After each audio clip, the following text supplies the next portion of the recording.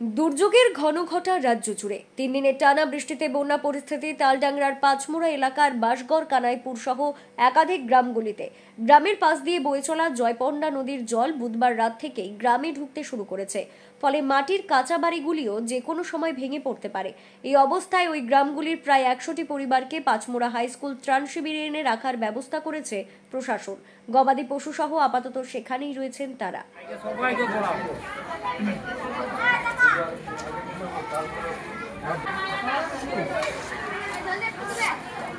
বান্ধবী হয়ে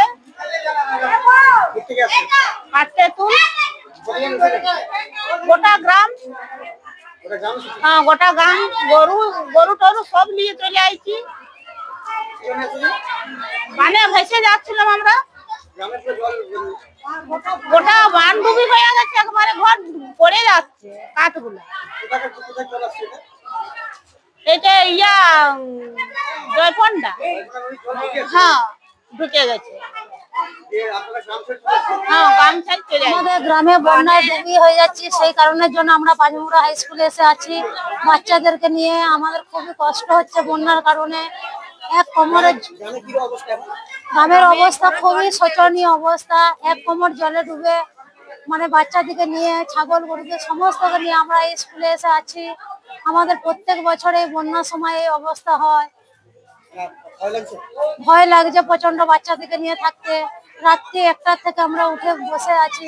গ্রামবাসীদের দাবি, ফি বছর বন্যায় এক ছবি। জয়পন্ডা নদীর জল গ্রামে ঢুকে পড়ে, তখন বাড়িঘর ছেড়ে নিরাপদ স্থানে আশ্রয় নেওয়া ছাড়া আর কোনো উপায় থাকে না। গ্রামের অবস্থা খুব শোচনীয়, ভালো নয়। কেন এইরকম দুর্ঘটনা ঘটলেই তো বন্যা পরিস্থিতি। যে কালকে রাতে এত জল, বিপরীত জল, কেউ কারো খবর নিতে পাইনি। হ্যাঁ, রাতে ঘুমিয়ে গেছি, সকালবেলা যখন ভোর উঠেছি তখন বেশি সালা গোটাই জল। এবার আমি আস্তে আস্তে এসে এখানে কাছে দেখছি গ্রামের লোকজনও নাই, কতগুলো লোক মেলা ঘরটা জুটেছে। তারপরে ওই দিক গেলাম, না কেউ থাকবে না, সব চলে যাবে। ওই যে যেগুলো জল দাঁড়িয়ে আছে না, একটা বাড়ি থাকবে না, জল কমলেই ওরা ধসে ধসে পড়ে। প্রত্যেক বছর প্রায় বন্যা হলে এরকম হয়, গ্রামে জল উঠে যায় ঘরের বাড়িতে, আমরা পায়খানা চলে যেতে হয়। এই জয়পন্ডা নদীর জল হ্যাঁ গ্রামে ঢুকছে। এখনো পর্যন্ত গ্রামে কি অবস্থা? গ্রামের লোকজন সব চলে গেছে, ত্রাণ শিবিরে চলে গেছে। আমরা সব ছেলেরা আছি, এই তো বাড়িতে জল ঢুকে গেছে, বাড়ি পড়তে শুরু করেছে। হ্যাঁ, বাড়ি উপরে 1 কোমর করে জল।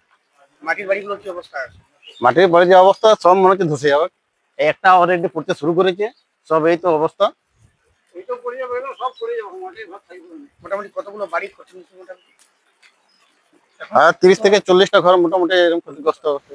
ব্যুরো রিপোর্ট, দক্ষিণ বাঁকুড়া দর্পণ, তালডাংরা।